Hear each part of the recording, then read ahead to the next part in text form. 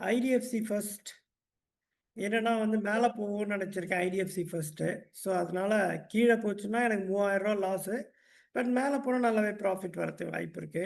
So, ஆனா வந்து கீழ வந்து இது கம்மியா போகாதுங்கிறது எனக்கு இது. மேல வந்துச்சுன்னா கூட மேக்ஸிமம் 78 வரலும் போறதுக்கு வாய்ப்பு இருக்கு. அப்படின்னு எதிர்பார்க்குறேன்.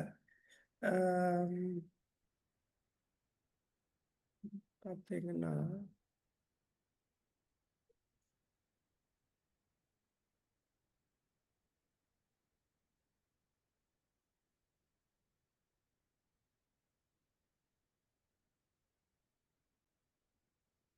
இன்னைக்கு பெருசா ரொம்ப ஸ்டார்டெல்லாம் டீகே ஆன மாரியே தெரியல.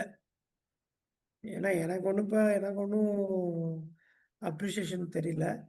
ஸோ ஐடிஎஃப் விக்ஸு கூல் ஆகல சார்.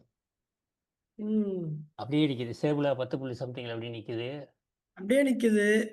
பெருசாவும் வந்து ஒண்ணும் இல்ல. ஸோ இதுல பார்த்தீங்கன்னா வந்து எங்க இருக்கும் டேல போடுறேன். ஸோ ஒரு பிரேக் அவுட் இருந்துச்சு இதுல. ஸோ அதனால அந்த பிரேக் அவுட் எதிர்பார்த்து போனேன். ஸோ இங்க பிரேக் அவுட்டு. ஓகேங்களா? ஸோ அதனால மேல போகும்ன்னு சொல்லி ஒரு எதிர்பார்ப்பு. அ ஸோ இங்க பிரேக் ஆச்சு. நேத்து எடுத்தேன். ஸோ இந்த பிரேக் அவுட்ல எடுத்தேன். ஸோ மேக்ஸிமம் போனா ரூ. 78 போறதுக்கு வாய்ப்பு இருக்கு. மேக்ஸிமம் கீழ வந்து இந்த பேங்க் சொல்ல முடியாது. ஸோ 68 வரலும் வரதுக்கு வாய்ப்பு இருக்கு. ஸோ நான் வந்து இது மாரி ஸ்ட்ராட்டஜி போட்டேன். 68ல வந்து ஒரு ஷார்ட் பண்ணலாம். கொஞ்சம் கீழ வந்தா 68ல ஜூம் அவுட். 68ல ஒரு ஷார்ட் பண்ணோம்னா, இங்க ஃபுல்லா இதாயிடும். நீங்க ஒரு 68 ஒரு ஷார்ட்ட போடுவோம். ஒண்ணும் ரொம்ப அதிகமா இல்ல. கொஞ்சம் கீழ வந்தா பண்ணலாம் தான் விட்டு வச்சிருக்கேன். இல்லன்னா கொஞ்சம் ரொம்ப மேல அடிக்கிற மாரி இருக்கும்.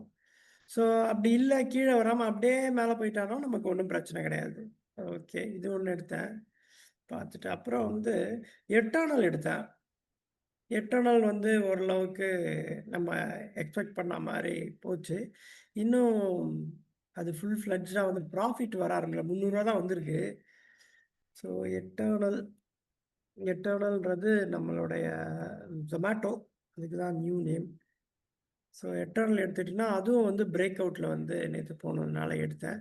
அது ஸ்ட்ரெய்ட் ஃபார்வர்டா போய்க்கலாம். பட் ரொம்ப மேல போகாதுன்றதுனால நான் வந்து இது மாரி எடுத்திருக்கேன் ஸ்ட்ராட்டஜி. பார்க்கலாம் இது என்னாகுதுன்னு. இது இது நல்லா போகும் சார். ம். நல்லாவே போவேன். என்ன சார் ஒண்ணுமே இல்லாம ஒரு